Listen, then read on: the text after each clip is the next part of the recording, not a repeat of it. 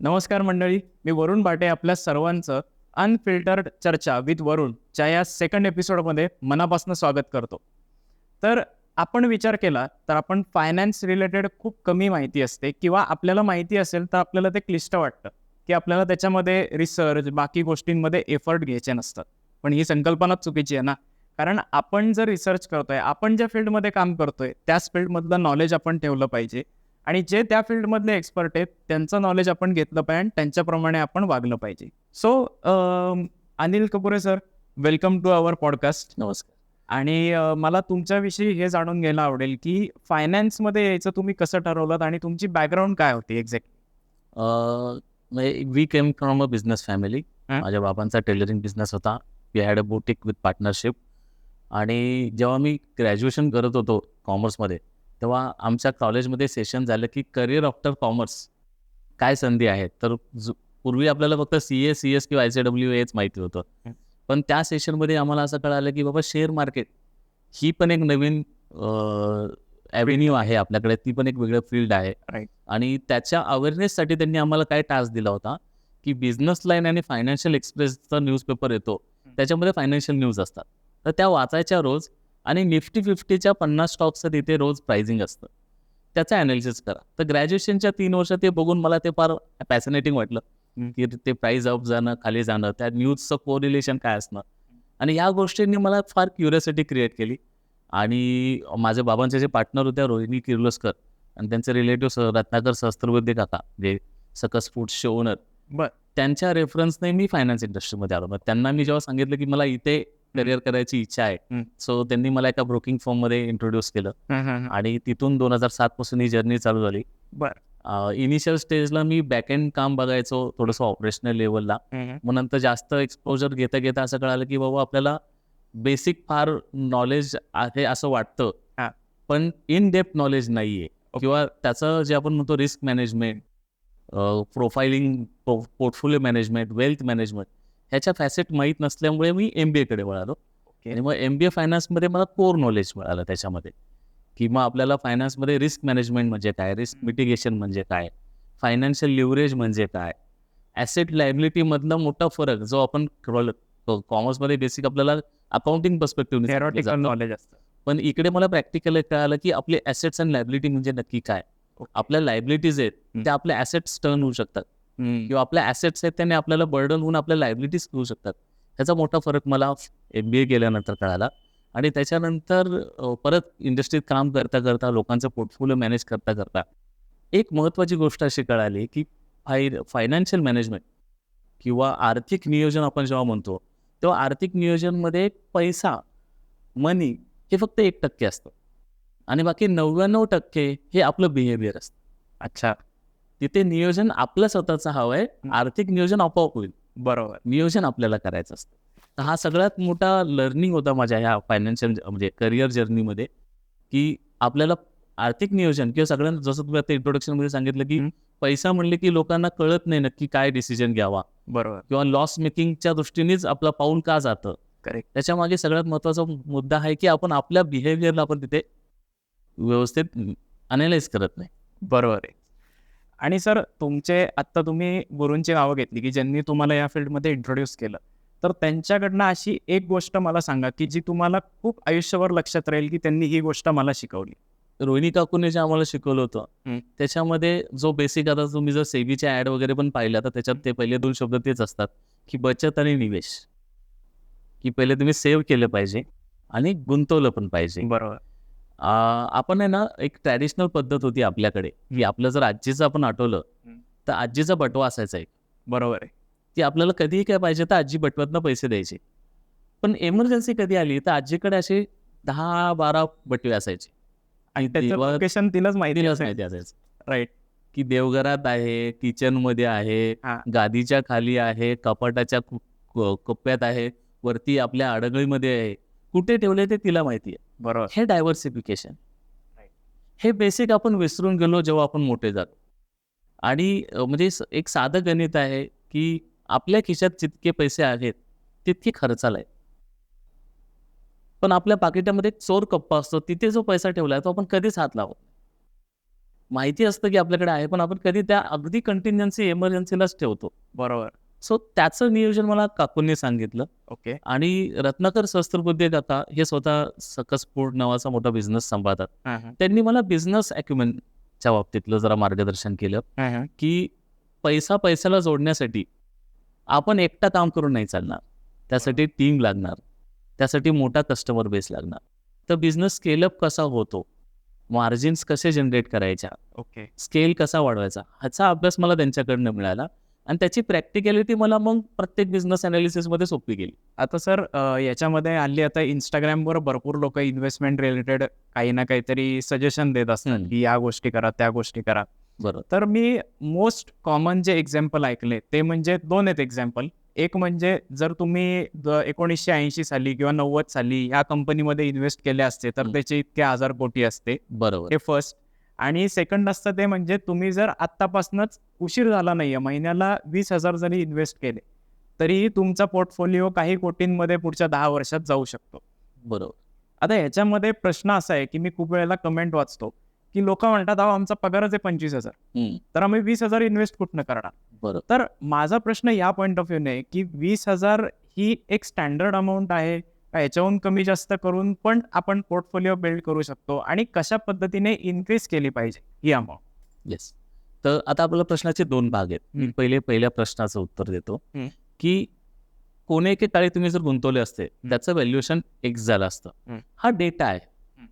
तसंच तुम्ही त्या काळी सोनं घेतलं असतं, म्हणजे आपल्या आईबाबांच्या लग्नाच्या वेळेस सोन्याचा भाव, आपल्या लग्नाच्या वेळेसचा सोन्याचा भाव आणि आत्ताचा भाव तो पण वाढलेला आहे. किंवा आपल्याकडे घर घेतो आपण, आपल्याकडे रिअल इस्टेटचा भाव, पुण्यामध्ये पर्टिक्युलर एरियाचा त्या काळाचा भाव, तर प्रत्येक गोष्टीत ग्रोथ आहे.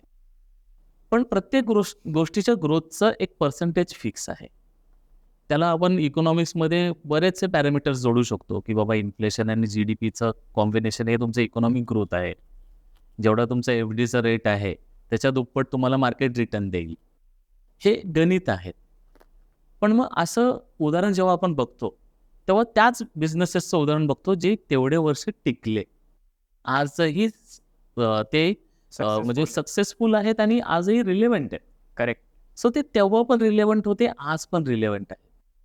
तर या रिलेव्हन्सीमध्ये सगळ्यात महत्त्वाचा भाग काय, की त्यांचा कस्टमर बेस कंटिन्यू वाढत राहिला. त्यामुळे त्या कंपनीने प्रॉफिट केला. त्यामुळे त्या कंपनीचा शेअर पण तुम्ही कुठल्याही लेवलला घेतला असता, तरी तुम्हाला ग्रोथ मिळाली असती, कारण त्याचा कस्टमर बेस चांगला आहे. फक्त एवढंच आहे की रिलेव्हन्सी आहे की नाही, त्याच्यामध्ये चेंजेस होत आहेत, त्याच्याला आपण प्रोन आहोत की नाही, हे समजून घेणं म्हणजे त्या वेल्थमध्ये राहा. नाहीतर गंमत काय होते, की एका सर्टन लेवलला माझ्या 10 रुपयाचे 20 रुपये झाले, की आपला पहिला विचार होतो, की 10 रुपये काढून घ्या बाबा, मला परत पुढचं माहित नाही. बरोबर. आणि मग आपण स्टोरी ती वाचतो, की कोणी 10 रुपये टाकले असते तर आज 1 कोटी झाले असते. पण त्या मधल्या जर्नीत आपण कधीच पार्टिसिपेट बरोबर आहे. म्हणजे त्या माणसाला पण कधी ना कधीतरी ते लॉसमध्ये असणार आहे. बट त्याने होल्ड केलं एक्झॅक्ट. आणि म्हणून त्याला आता जे काही प्रॉफिट झालंय तो झालाय. अगदी बरोबर. तर त्या टर्मोइल मधनं तो गेलेला आहे. करेक्ट. आता ह्याच्याच एक्सटेन्शनमध्ये तुमच्या दुसऱ्या प्रश्नाचं उत्तर, हे जे उदाहरण आहे हे सांकेतिक गणिती उदाहरण आहे, की समजा तुम्ही 20,000 रुपये दर महिना गुंतवताय, म्हणजे वर्षाचे झाले 2,40,000 रुपये. तुम्ही जर ते 20 वर्ष गुंतवले तर तुमचे 24 लाख प्लस 24 लाख 48 लाख रुपये तुम्ही गुंतवताय आणि त्याचं तुमचं व्हॅल्युएशन 2 कोटी रुपये होईल. करेक्ट. हे गणितिक उदाहरण आहे, की त्याच्यामध्ये आपण एक अझम्पशन क्लिअर करतोय, मी आज 20,000 ने चालू करतोय तर 20 वर्ष मी 20,000 भरणार. करेक्ट. कमी जास्त नाही करणार. बरोबर. हे गणित आहे. ह्याला फोड जर आपण रिव्हर्स कॅल्क्युलेशनची केली, की बाबा मी 20,000च्या ऐवजी 10,000 गुंतवतो, तर माझे 20 वर्षात 1 कोटी होतील. बरोबर आहे. जर मी 5,000 ने सुरू केलं तर माझे 50 लाख रुपये होते. हे सांकेतिक गणितिक उदाहरण आहे. ह्याला शब्दशः घेतलं जातं, कारण आपण त्या रीलला बघून किंवा त्या एका कंटेंटला बघून आपल्याला वाटतं की हेच खरंय. पण आपल्यासाठी ती रिलेव्हन्सी वेगळी असू शकते. ह्याच्यामध्ये गणितिक उदाहरण आहे आपल्या चक्रवाढ व्याज, की आपल्या व्याजावर व्याज मिळत जाण्यामुळे एका पर्टिक्युलर पॉईंट नंतर आपली वेल्थ वाढतच जाणार आहे, प्रिन्सिपल अमाऊंट कमी राहणार आहे. म्हणजे अंडर करंट आहे की तुम्ही डिसिप्लिन राहा आणि तुमचा अमाऊंट आहे ते होल्ड करा. येस. लगेच तुम्ही टाकलं आणि 1 वर्षामध्ये विड्रॉ केलं तर त्यातनं ते रिटर्न येणार नाही जे तुम्ही ऐकताय रीलमध्ये. अगदी बरोबर. अच्छा. ओके. आता सर जेव्हा एखादा माणूस तुम्हाला अप्रोच होतो की माझं फायनान्शियल प्लॅनिंग करा, तर तुम्ही कशा पद्धतीने प्रोसेस असते तुमची, म्हणजे तुम्ही काय काय अंडरस्टँड करता आणि कशा पद्धतीने त्याला गाईड करता? तर आमच्याकडे एक फायनान्शियल प्लॅनिंगचं टूल आहे. त्याच्यामध्ये आम्ही तुमचं एक फायनान्शियल प्रगती पुस्तक बनवतो. सो आम्ही त्या एक्सपेन्स रेशो शीटमध्ये आपलं तुम्हाला गणित म्हणतो, की बाबा नक्की तुमचा खर्च कुठे चाललाय हं. आणि तो खर्च तुमचा इन्व्हेस्टमेंट आहे की लायबिलिटी. तुम्ही जर तुमच्या म्हणजे से फॉर एक्झाम्पल एखादा मार्केटिंग पर्सन आहे, जो पब्लिक स्पीकिंगमध्ये आहे, की समोर लोकांशी सारखा संपर्कात येतो. त्याने जर त्याच्या कपड्यांवर, त्याच्या ॲक्सेसरीजवर खर्च केला, त्याच्यासाठी गुंतवणूक आहे. बरोबर. पण एखादी व्यक्ती आहे, त्याला आउटगो एक्सपोजर नाहीये, वर्क फ्रॉम होम आहे, तो घरात बसून 5 दिवस काम करतोय आणि तो एक्सेसिव्ह ऑनलाईन शॉपिंग करतोय आणि ॲपरल्स घेतोय सारखा. तर त्याच्यासाठी ती लायबिलिटी आहे, की एका सर्टन पॉइंट पण नंतर नाही पाहिजे. हं. सो ह्याचं गणित आम्ही त्याच्यामध्ये मांडायचा प्रयत्न करतो आणि त्याची दुसरी स्टेप असते ती म्हणजे की गोल सेटिंग. आपण आर्थिक नियोजन करतोय म्हणजे काय करतोय, की मला कधीतरी पैसे लागणार आहेत बाबा. ते मला कधी लागणार आहेत ह्याची पूर्वतयारी आपण केली पाहिजे. आणि त्याचा एक्सटेन्शन म्हणजे त्याच्यात असं कंपल्शन नाहीये, की बाबा मग तुम्हाला एवढं अमाउंट लागते, तर तेवढीच गुंतवली पाहिजे. की म्हणजे आता जसं मगाशी तुमचं उदाहरण होतं, प्रश्न होता. त्याच्यात लोकं शब्दशः घेतात, की 20 म्हणजे 20,000 पाहिजे, की आपल्या गुंतवणुकीमध्ये आपल्याकडे पर्याय आहेत. 15 दिवसापासून 50 वर्षापर्यंतच्या स्कीम आहेत. बरोबर. त्याच्यामध्ये आपल्याला कुठे बसायचंय हे आपल्या एक्झिट प्लॅनवर. तर आम्ही फायनान्शियल प्लॅनिंगला हेल्प करून देतो म्हणजे काय करतो, एक तर त्यांना त्यांचं आर्थिक हेल्थ प्रगती पुस्तक दाखवतो आणि तुमच्या पुढची पायवाट काय ह्याची क्लॅरिटी देतो आणि मग आपण रोड मॅप करतो, की तिथे जायचं कसं. ॲक्च्युअली सर, आपण जेव्हा पॉडकास्टचं आता प्लॅनिंग करत होतो, तेव्हा तुम्ही मला वाचे 4 एक कन्सेप्ट सांगितला होता. तर तो एक शॉर्टमध्ये सांगू शकता का परत एकदा? कारण तो Yes. खूप आवडला मला. फायनान्शियल प्लॅनिंग किंवा आर्थिक नियोजनला आपल्या मराठीमध्ये वा इफेक्ट. तर आपल्याला 4 वा आयुष्यात वापरायचे. पहिलं म्हणजे वाचवा. दुसरी स्टेप आहे वाढवा, की ते वाचवलेले पैसे तुम्ही वाढवा. तिसरी स्टेप आहे तुम्ही ते वापरा आणि चौथी स्टेप आहे की वाटा. ह्या 4 ज्या स्टेप आहेत त्या फायनान्समध्ये आम्ही फॉलो करतो. Very nice, very nice. ही कन्सेप्ट मला खरंच आवडली होती. आता एक थोडा ऑफबीट प्रश्न असा आहे सर, की Instagram किंवा एक इन्फ्लुएन्सर हल्ली खूप वेगळ्या पद्धतीने त्यांची लाईफस्टाईल, त्यांच्या इन्व्हेस्टमेंट या पोर्ट्रे करतायत. त्यातला एक महत्त्वाचा फॅक्टर आहे ट्रेडिंग रिलेटेड, येस. तो म्हणजे डेली ट्रेडिंग. येस. ओके, की ज्याच्यामध्ये ते दाखवतात की आज मी ₹500 कमवले, ₹1000 कमवले, ₹2000 कमवले आणि त्याच्यामधनं मी काय मर्सिडीज घेतली, BMW घेतली, मग आज कुठे 5 स्टार हॉटेलला राहिलो, की या महिन्यामध्ये मी मागच्या महिन्यामध्ये एवढे कमवले 2 लाख, तर त्यातले मी 50 लाख आता 50,000 त्याच्यासाठी वापरतोय. सो हे जे पिक्चर आता क्रिएट होतंय, तर डेली ट्रेडिंगचं किती इफेक्ट आहे आणि खरंच ते तेवढं इफेक्टिव्ह आहे का? ह्याचे 2 फॅसेट आहेत. म्हणजे पहिलं तर गोष्ट डेली ट्रेडिंग करावी का? ह्याचा सेबीचा डेटा आहे लेटेस्ट. मागच्या महिन्यातच अनाउन्स केलेला आहे. म्हणजे डेली ट्रेडिंगने पैसे हां, त्याच्या रिलेटेड सेबीने डेटा अनाउन्स केला, ओके. की 2022 ते 2024 या 2 वर्षामध्ये 93.7% लोकांनी लॉस क्रिएट 4 लाखाच्या वर लोकांनी 28 लाखापेक्षा जास्त पर हेड लॉस बुक केले. आणि फक्त 1% लोक आहेत ज्यांनी 1 लाखाच्या वर कॅपिटल गेन अर्न केलेला आहे. हा ऑफिशियल सेबीचा डेटा आहे. जर कोणी इन्फ्लुएन्सर म्हणतो की तो ट्रेडिंगमधनं पैसे कमवतोय, तो नक्की कमवत असेल. त्याच्या मागे त्याची डिसिप्लिन असेल, त्याची काहीतरी प्रोसेस असेल. म्हणजे सर बेसिकली की डेली ट्रेडिंगमध्ये अजिबात म्हणजे करू नये. लॉंग टर्म नये. पर्स्पेक्टिव्हनेच हे सगळे इन्व्हेस्टमेंट करणं अगदी. आवश्यक आहे. अगदी. कारण मग तो बिझनेस पण स्वतः करत बसेल. अगदी खरं आहे. बिझनेसमन रोज जाऊन बाहेर बिझनेस करतोय, तर आपण त्याचा पार्टनर बनून शांत बसावं. की मी त्याचा पार्टनर, मला चहाचा बिझनेस टाकता येत नाही. मग मी एखाद्या चहाची कंपनी घेतलेली, आता तो बघेल बिझनेस. फॅन्टॅस्टिक. आता सर ह्याच्यावरूनच एक कन्सेप्ट मला लक्षात आली, की आता iPhone 16 लॉन्च झाला, बरोबर आहे. तर मोस्ट ऑफ द म्हणजे जवळ-जवळ डेटाप्रमाणे 80% iPhone हे EMIवर घेतले गेलेले आहेत. कारण आता हल्ली लोन मिळणं किंवा EMIवर मिळणं हे खूप सोपं झालंय. छोट्या-छोट्या गोष्टी मिळतायत. सो EMIवर जाणं हे प्रॉफिटेबल राहतं लाँग टर्ममध्ये का त्याच्यामध्ये ॲक्च्युअली लॉस आहे, ज्याच्यामध्ये नो कॉस्ट EMI पण म्हणतात ते. Is it really beneficial or it is loss making? कशी गंमत आहे, जसं मगाशी आपण डिस्कस केलं, की फायनान्शियल प्लॅनिंग जेव्हा आपण करतो, तेव्हा जर आपले खर्च कुठे चाललेत, ह्याच्यामध्ये तो खर्च आपला ॲसेट आहे की लायबिलिटी आहे? त्याला मी थोडंसं विस्तारित करतो. ॲसेट म्हणजे काय?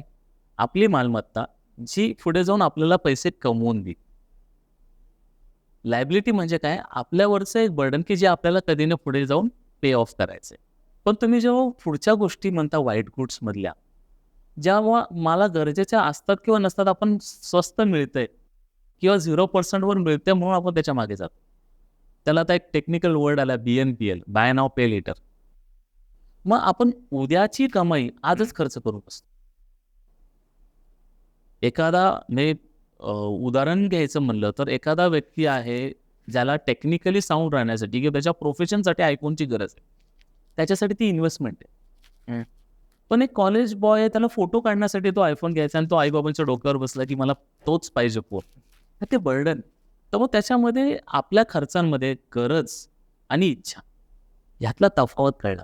अगदी खरं आहे. म्हणजे सर तुम्ही जे आता बोललात ना, हे माझं रिअल लाईफ एक्झाम्पल आहे. कारण मी अराउंड 2012-13ला एक पॅटर्न ऑब्झर्व केला. कारण त्याच्या आधी आहे ना टीव्ही किंवा फ्रीज याच्यावर EMI एवढे इझिली अवेलेबल बरोबर. नव्हते. पण त्यावेळेला झालं असं, की एक कंपनी आली आणि ती बारीक सारीक गोष्टींवर EMI देत होती. आणि मी म्हटलं अरे यार, म्हणजे लोकांचा रिस्पॉन्स येतोय. जर तुम्हाला Amazon, Flipkart बरोबर टायअप दिसतायत त्या कंपन्यांची, so there is a high demand for it. So at that time मी ते शेअर परचेस केले आणि आत्ता मला त्याचा रिटर्न जवळजवळ 500-600% रिटर्न एक्झॅक्टली. त्याचा. सर माझा एक ऑब्झर्वेशन असा आहे, की जे सिनियर सिटीजन लोक आहेत आत्ता, तर ते काय होतंय, ते घाबरत आहेत म्युच्युअल फंडमध्ये इन्व्हेस्ट करायला. किंवा जसं तुम्ही आता म्हणलात, की FDला 6% मिळणार आहेत, ते पैसे कुठं जाणार नाहीयेत, ही सिक्युरिटी आहे. मग ते काय म्हणतात, की 6 पेक्षा 7% जरी एखाद्या बँकेने दिले, मी तिथे ठेवीन, मी 1%वर खुश आहे, मला प्रॉब्लेम नाही.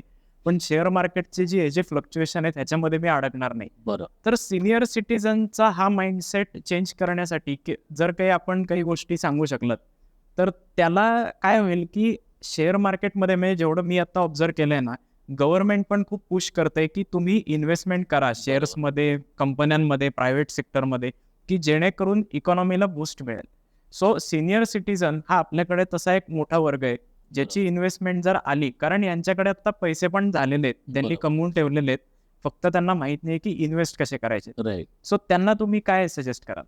कसं आहे, मी थोडंसं अजून बेसिक परत उदाहरण देतो, की इन्व्हेस्टमेंट करायचं म्हणलं तर इन्व्हेस्टमेंट आपण 2 प्रकारच्या इन्व्हेस्टमेंट असतात. एक असते फिक्स रिटर्नवाली, ज्याला आपण सोप्या भाषेत बॉन्ड, डिबेंचर्स किंवा FD म्हणतो. की एखादी कंपनी म्हणते की बाबा तुम्ही मला एक्स अमाऊंट द्या, मी त्याच्या अगेन्स्ट तुम्हाला एवढे % रिटर्न देणार दरवर्षी आणि ह्या पर्टिक्युलर पिरियडनंतर तुमचा प्रिन्सिपल परत देणार. त्याच्या अपोजिट साईडला असतं ते इक्विटी, शेअर मार्केट, की ज्याच्यामध्ये प्रॉफिट शेअरिंग पण आहे, लॉस शेअरिंग पण आहे. तर एखादी कंपनी आहे ज्याचा टर्नओव्हर बेसिसप्रमाणे ते 12-15% रिटर्न्स कमवणार आहेत आणि आपल्याला 8%ची गॅरंटी देत आहेत. आपण सेफ्टी बघतोय आणि मला तिथे जास्त मिळालं तर 7% एक्स्ट्रा मिळू शकतो. पण रिस्क आहे की माझी 15% निगेटिव्ह पण जाऊ शकतात. ह्याचा सुवर्ण मध्य काढण्याचे पण काही प्रकार आहेत.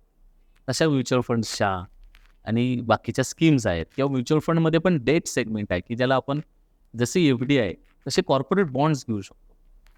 तर आपण इन्व्हेस्टमेंट करताना ह्या वेगवेगळ्या प्रोडक्ट्समध्ये गुंतवणूक करू शकतो आणि रिस्क मिटिगेट करू शकतो. तेव्हा आपण सिनियर सिटीजन्सचं प्लॅनिंग करतो, सगळ्यात महत्त्वाचा त्यांचा एकच ऑप्शन असतो की बाबा FDचं सबस्टिट्यूट द्या. दुसरी गोष्ट म्हणजे मला कॅपिटल रोटेशन पाहिजे, एक्स्ट्रा रिटर्न्समध्ये मला रिस्क नको. तर रिस्कला सगळ्यात महत्त्वाचं काय, त्यांची लिक्विडिटी आपण मॅनेज केली पाहिजे. की जर त्या आजी आजोबांना पैसे लवकर लागणार आहे मुलांना द्यायला, फॉरेन ट्रिपला जायला, तर त्याचं बास्केटिंग असं पाहिजे की त्यांना काढता आली पाहिजे. मग ते लॉंग टर्मचं गणित सांगून फायदा नाही की 15 वर्षानंतर एकच होणार आहे. पण त्यांना रेग्युलर इन्कम आपण त्याच्यामध्ये देऊ शकतो. आणि ह्याचाच रिव्हर्स कॅल्क्युलेशन आपण यंग जनरेशनसाठी करतो. तेव्हा तुम्ही आत्तापासून नियोजन करा की तेव्हा जेव्हा तुम्ही रिटायरमेंटचं प्लॅनिंग कराल तेव्हा तुमचा एक कॉर्पस रेडी असेल आणि त्याच्यातनं तुम्ही रेग्युलर विड्रॉल.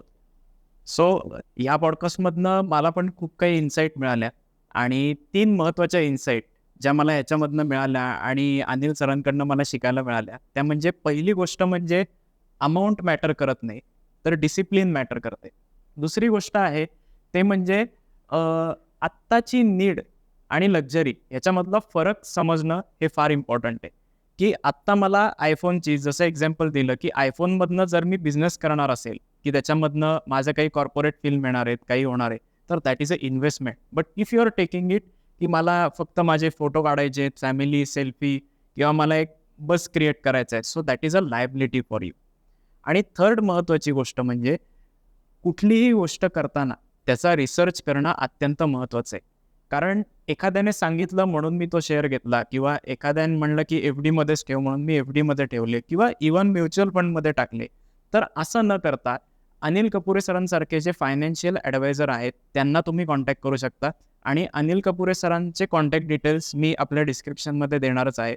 आणि तुम्हाला जर हा एपिसोड आवडला तर आमच्या चॅनेलला सबस्क्राईब करा आणि सरांच्या प्रोफाईलला पण व्हिजिट करा. जर तुम्हाला असं वाटत असेल की सरांबरोबर मी अजून सेकंड एपिसोड पण करावा आणि अजून काही क्वेश्चन तुमचे सॉल्व्ह करावेत तर डेफिनेटली ते पण कमेंट बॉक्समध्ये सांगा. So thank you so much and take care.